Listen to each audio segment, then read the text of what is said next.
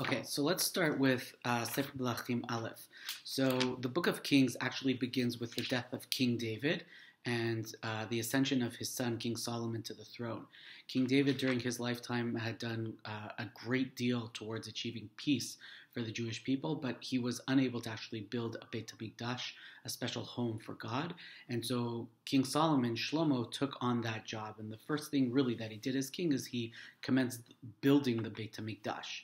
By the time we pick up with our story in chapter 8, we're told that Az Yakel Shlomo et Ziknei Yisrael et Kol Rashi Hamatot Nisiya Avot Livnei Yisrael El HaMelech Shlomo Yerushalayim, that all of the elders of Israel come before King Solomon in Yerushalayim, Lahalot et Aron Brit Adonai Meir David Hitzion, that they're going to bring up the Aron HaKodesh that has the commandments, the Ten Commandments in it, into the completed Beit HaMikdash.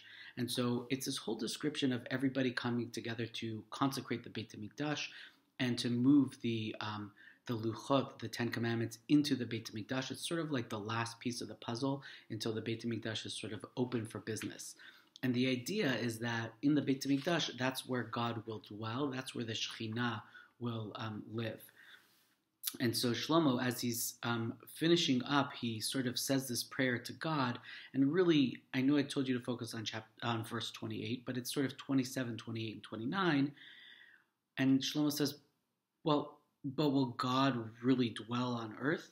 Even the heavens, to their uttermost reaches, cannot contain you. How can, lost my place, how much less the house that I have built. So Shlomo accepts that God's not going to actually live in the Beit HaMikdash. Yet turn, O Lord my God, to the prayer and joy singing of your servant, Rina, right? Turn, God, to the tefillah and the Rina of your servant, and hear the cry and prayer which our servant offers before you on this day, right? So this idea that God, even though God's not physically dwelling in a building, God is turned towards the prayers in that building. May your eyes be open day and night towards this house. God should constantly be looking towards this house, toward the place of which you have said, my name shall abide there, that my name will dwell there. May you heed the prayers which your servant will offer towards this place, so that you're going to listen to our prayers. Okay, so again, overall, 1 Kings 8, the title is Solomon, or Shlomo, King Solomon, is bringing the Aron, the Holy Ark, with the Ten Commandments to install it in the Beit HaMikdash and to consecrate the Beit HaMikdash. So Shlomo brings the Aron to consecrate the Beit HaMikdash.